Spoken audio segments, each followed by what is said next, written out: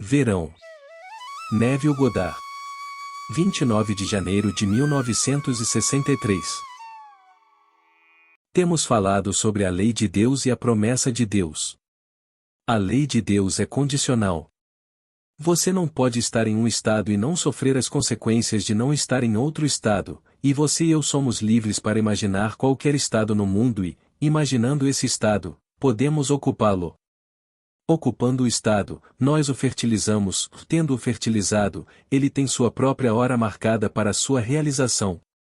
Cada visão tem sua hora marcada em que florescerá, ou se parecer longo, espere, e é certo e não será tarde. Algumas coisas crescerão da noite para o dia, e algumas coisas crescerão em uma semana, depois em 3 semanas e depois em um mês, e algumas coisas levarão anos. Pode ser um problema sobre o qual parecemos não ter controle. Nós lhes contamos a história aqui, onde em uma ocasião demorou 5 anos, mas a alegria de colher o fruto então. Era a relação de mãe e genro. Já contei inúmeras histórias em que ocorreram intervalos de tempo, mas isso não importa, se aplicarmos o princípio. Agora, hoje, se você ler nas manchetes, a Inglaterra nega a união com a Europa, e você pode estar inclinado a se ressentir de Gaulle, contenha o seu ressentimento. Nasci e fui criado como britânico, nascido sob a Union Jack. Toda a minha família ainda vive sob a bandeira da Union Jack. Tenho muito orgulho de ter nascido com essa formação, uma formação robusta de escocês, inglês e irlandês. Meus antepassados eram da Cornualha, aquela região inglesa acidentada. Eu não mudaria isso por nada no mundo. Eles eram aventureiros quando se aventuraram e se aventuraram novamente por todos os mares do mundo. Nada poderia ser mais claro do que minha formação. No domingo passado, no jornal inglês, saiu uma pequena nota, mantida nos arquivos secretos do Ministério das Relações Exteriores britânico por 43 anos. Foi datado de 1º de maio de 1920, ainda não divulgado a ninguém, mas concebido pelas mentes britânicas no Ministério das Relações Exteriores.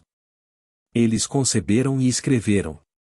De Gaulle não o escreveu, nenhum francês o escreveu, e eles o escreveram, mas não acharam sensato torná-lo público no 1º dia de maio de 1920, o que foi apenas uma questão de um ano depois daquela terrível Primeira Guerra Mundial.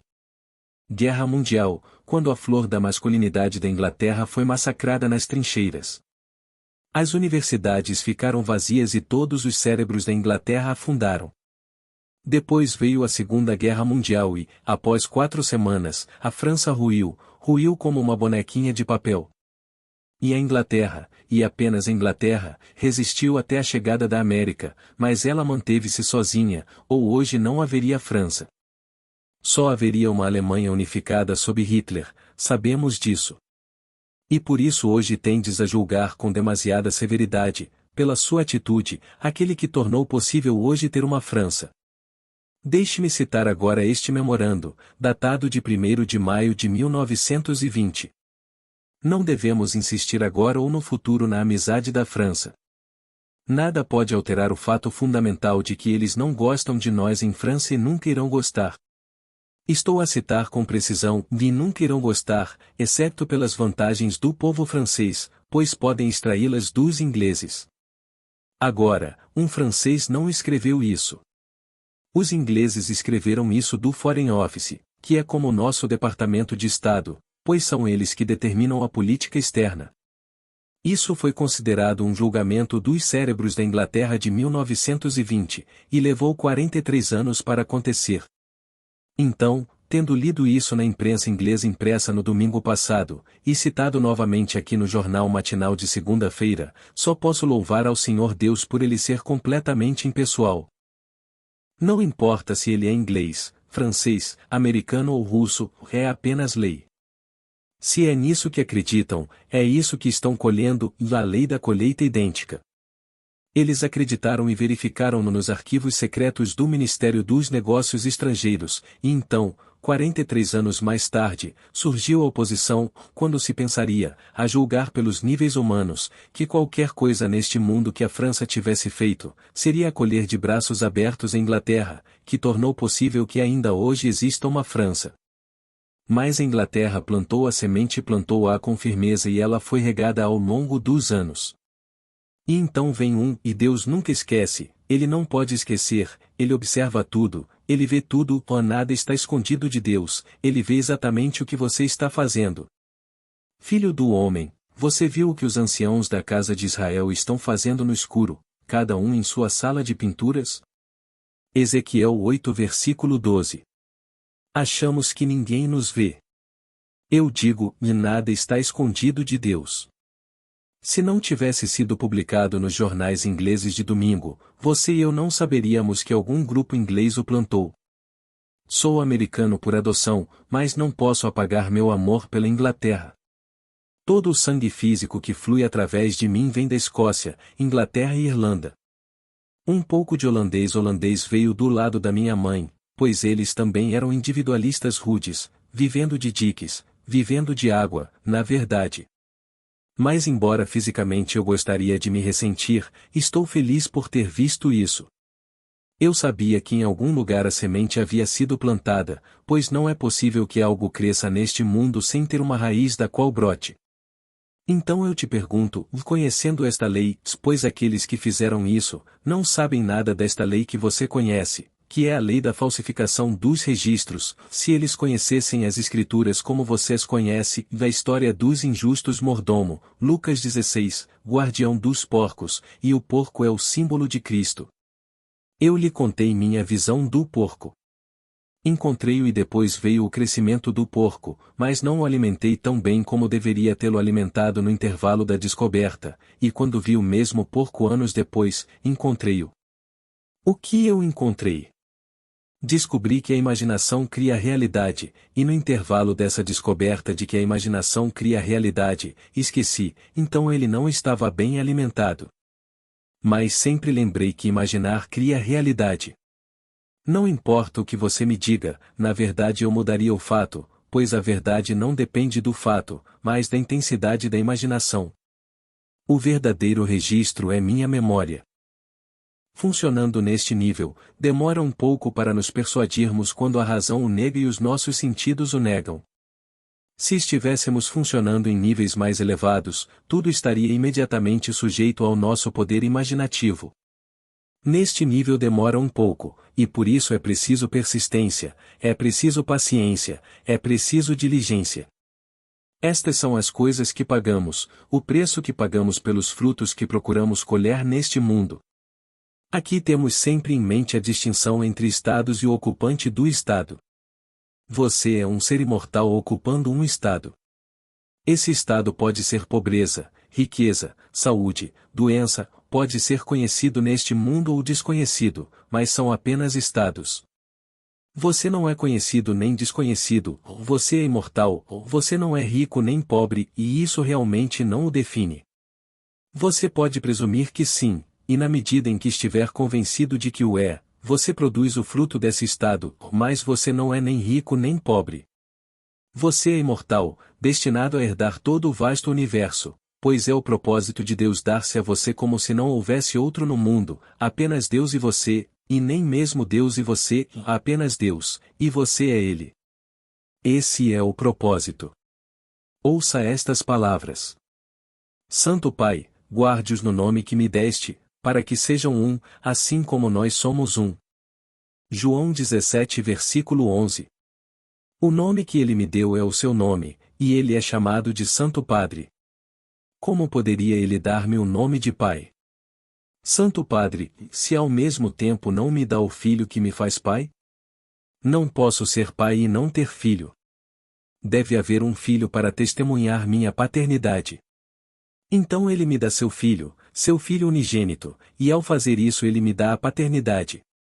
O Santo Padre guarda-os, aqueles que serão levados a esse nível, em teu nome, é o nome que ele me dá, ou o mesmo nome, o teu nome, tu me dás.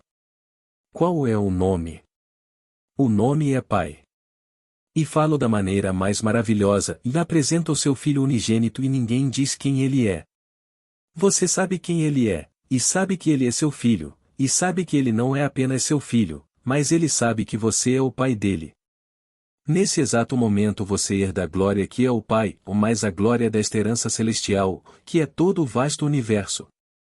Não pode tornar-se real, ou pelo menos não ser plenamente realizada no indivíduo, enquanto ele estiver nesta vestimenta física. Mas quando ele o tira pela última vez depois daquela experiência, automaticamente ele é um com Deus Pai. Para que eles sejam um, assim como nós somos um. E esse é o destino de todas as crianças do mundo. Mas você passa por todos os tipos de provações e tribulações, e ele nos dá uma lei pela qual podemos viver com sabedoria e felicidade. Como nos é dito: bem-aventurado o homem que se deleita na lei do Senhor, porque em tudo o que faz prosperará. Não em poucas pequenas coisas, mas em tudo o que faz ele próspera, ou se souber. Se você estivesse naquele gabinete há 43 anos, quando esta decisão foi apresentada, datilografada e arquivada, se você soubesse o que sabe hoje e se sentasse lá, diria aos cavalheiros: eu sei, senhores, estes são os fatos baseados na razão. É como se eles odiassem, como você odeia o homem que te alimenta, porque você tem vergonha de ser alimentado, então depois de um tempo você fica esperando para se vingar. Você não quer ser alimentado e, então, quando ele continua alimentando você, você se sente um escravo. Ao sentir seu poder, o escravo quer cortar a garganta de quem o alimentou. Isso é automático. Então, se você estivesse lá, você teria dito: senhores, estes são os fatos, mas vamos agora modificar os fatos, vamos falsificar os registros e reescrever esse memorando, e vamos nos convencer de que eles nos amam, que podemos um dia tornar-nos um corpo unificado, todos nós, independentemente das diferenças de línguas, e vamos apresentar esse relatório. Talvez eles não o tivessem feito, mas um indivíduo daquele grupo o teria feito mentalmente. Mas eles não sabiam o que você sabe. Conforme nos é dito.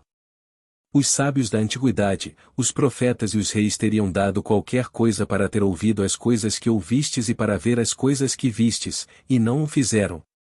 E assim, no nosso Departamento de Estado, ou no Ministério dos Negócios Estrangeiros de Inglaterra, ou no Ministério dos Negócios Estrangeiros de qualquer potência do mundo, eles não estão a ouvir o que vocês estão a ouvir. Isto não faz sentido para eles, eles devem ser seres racionais e jogar o jogo como jogaram durante séculos incontáveis, com todos os erros e repetindo todas as coisas bobas novamente. Eu lhe digo. Não se esqueça disso, porque Deus não se esquece disso e nós criamos pelos nossos atos imaginais. O que você está imaginando esta noite? Eu não me importo com o que seja, um dia você ficará chocado além de seus sonhos mais loucos ao ver o outro lado. Como a história de Lázaro ri. Ele retorna dos mortos e todos os valores foram mudados, e os ricos eram pobres e os pobres não eram pobres. Todos os valores deste lado foram completamente invertidos daquele lado e tudo mudou quando Lázaro voltou, e ele riu de algumas coisas que estamos fazendo aqui. Por isso eu lhe digo, e não se esqueça da lei de Deus, pois bem-aventurado o homem que se deleita na lei do Senhor, porque em tudo o que faz prosperará. Agora, esta noite você aceita, embora tudo no mundo negue. A razão nega, seus amigos negarão, e você ousa assumir que é o homem, pois já o homem, já a mulher, que gostaria de ser, e que as coisas já são o que você gostaria que fossem. E à medida que você se atreve a assumir que você é, e você caminha nessa suposição como se fosse verdade, de uma forma que ninguém sabe, você será conduzido através de uma série de eventos em direção ao cumprimento dessa suposição, e nenhum poder em o mundo pode pará-lo se você for persistente nessa suposição. Acredite que imaginar cria realidade. Portanto, eu lhe digo, tudo o que você pedir em oração, acredite que você receberá, e você receberá. Marcos 11 versículo 24. Simples assim, e mais como acreditar que recebo isso?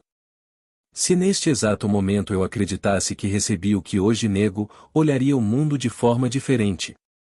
Eu não veria isso antes desse cumprimento. Eu agora olharia mentalmente para o mundo e o veria como veria se fosse verdade que me tornei o homem que quero ser. Eu comungaria com minha esposa, minha filha, meus amigos, partindo dessa suposição, e embora nenhuma coisa física no mundo pudesse me forçar, eu ainda deveria persistir na crença de que isso é feito, e continuar com essa suposição, e dormir no crença de que isso aconteceu exatamente como se fosse verdade. E se o fizer, posso dizer-lhe, sei por experiência própria que isso se tornará realidade a este nível. Já é verdade no momento em que acredito, ou naquele momento é o ato criativo. Mas a memória do homem é muito curta e ele não se lembra do ato, por isso quando faz a colheita nega que seja dele. Ele não plantou, e ainda assim temos uma lei estabelecida desde o início chamada Lei da Colheita Idêntica.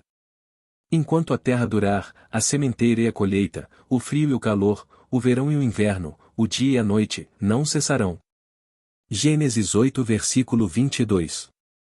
Tudo produzirá conforme sua natureza, ou não pode produzir outra coisa senão a sua natureza. Aquilo que você planta você colhe. Veja os campos além. O mar era mar, o milho era milho. O silêncio e a escuridão sabiam. Assim nasceu o destino do homem. Então, quando eu colho essas coisas no mundo, posso negar e tentar argumentar para sair disso, mas isso me confronta e aí está. Não teria sido trazido ao mundo se não tivesse sido plantado como foi plantado, porque aí está o fruto. E então, se hoje sou indesejado pelo mundo, em algum momento no passado devo ter sentido muita pena de mim mesmo e me sentido indesejado. Sinto que eles deveriam realmente me querer, porque fui muito gentil com eles no passado. Depois de toda a minha gentileza, é isso que eles fazem. Então sinto uma reação, depois me sinto indesejado. É isso que as nações fazem, os indivíduos fazem, as famílias fazem, ou não faça isso. Faça a lei de Deus. A lei de Deus não faz acepção de pessoas. Ele não se importa se você é americano, russo, chinês ou africano. Ele fez tudo e está imerso em tudo e a mesma lei opera em tudo. Somos todos um e eventualmente todos acordaremos, e nosso nome será um e nosso nome será Pai, o Santo Padre, ou olhando para nosso próprio Filho amado, e seu nome é Davi, o Filho unigênito e lá ele é e você é o Pai dele. E se eu sou o Pai dele e você é o Pai dele, então somos um. Se todo o vasto mundo se tornar o Pai do Filho unigênito, então seremos um ou embora sejamos individualizados. Posso lhe dizer a partir de minhas próprias visões, você não tem a menor noção do que está reservado para você, a beleza, a alegria que é sua. Você não é isso. Se você quiser algum conforto ou alguma visão superficial, leia os capítulos 1 e 8 de Ezequiel. Você tem um vislumbre do que está reservado para você, pois o que é dito ali implica que é Deus, o único Deus, é você. E apesar de toda a identidade de sua pessoa, seu rosto será glorificado além de seus sonhos mais loucos. Seremos glorificados, nada ficará impermanente. Eu te reconhecerei e você me reconhecerá. Mas, apesar de toda esta identidade de pessoa, haverá uma descontinuidade radical de forma. A visão de Ezequiel teve um vislumbre disso. Conforme ele descreve. Então olhei, e eis uma forma que tinha a aparência de um homem, lá abaixo do que parecia ser seus lombos havia fogo. Ezequiel 8 versículo 2. Eu já vi isso, é um fogo, uma gloriosa luz ardente, líquida e dourada. E acima de seus lombos era como uma aparência de brilho, como bronze reluzente. Ele está certo e sem estômago, não há necessidade de nada disso. Agora você sabe, pois você é a vida em si mesmo. Você não precisa de nenhuma cura externa. Você é um ser que dá vida, um serafim, e esse é o seu destino. Todos estão destinados a ser esse ser, embora humanos de rosto, humanos de mãos, humanos de pés, mas nada mais. Você é um ser ardente. Você difere tanto do que parece ser agora quanto a borboleta difere da lagarta e, ainda assim, da lagarta surge a borboleta. Disto surgirá o ser que você está destinado a ser, mas não até que você seja aperfeiçoado e todas essas coisas pelas quais estamos passando. É preciso tudo isso para nos chocar, por assim dizer. Mas você aplica a lei. Eu estava lendo hoje que na época de Coolidge, que remonta aos anos 20, havia 8 homens que se conheceram em Chicago. Eles tinham uma riqueza maior entre os 8 do que a renda nacional proveniente dos impostos deste país. Em 8 anos, 7 deles morreram na pobreza, ou estavam na prisão, ou cometeram suicídio. 7 dos 8. Os seus nomes não foram mencionados, mas juntos controlavam uma riqueza maior do que a produzida pelo nosso imposto nacional e, no entanto, no espaço de 8 anos, 7 tinham feito saídas desonrosas do mundo, suicídio, prisão e direto para a escória da pobreza. Não faça isso. Conheça esta lei e use a lei de Deus com sabedoria, não prejudicando ninguém no mundo, apenas assumindo que você é o homem que deseja ser, como se isso fosse verdade. Seus amigos vão discutir com você, mas você não responde. Deixe-os discutir se quiserem, mas você persiste na suposição de que as coisas são como deveriam ser e cuida da sua vida, dizendo aos outros o que você quer. Na verdade, se você estiver interiormente convencido disso, não poderá conter o impulso de compartilhá-lo com outras pessoas. Como Lord Lindsley disse certa vez a um grupo de ministros: vocês, ministros, estão cometendo um erro. Em seus púlpitos vocês estão defendendo o cristianismo e ninguém quer ouvir seus argumentos. Vocês deveriam ser testemunhas. Isso funciona? Então compartilhe com o resto de nós. É isso que venho tentando lhe dizer. Como funciona? Quando se trata da promessa, compartilho-a com minhas visões. Você não pode fazer mau uso dela, pois isso é incondicional.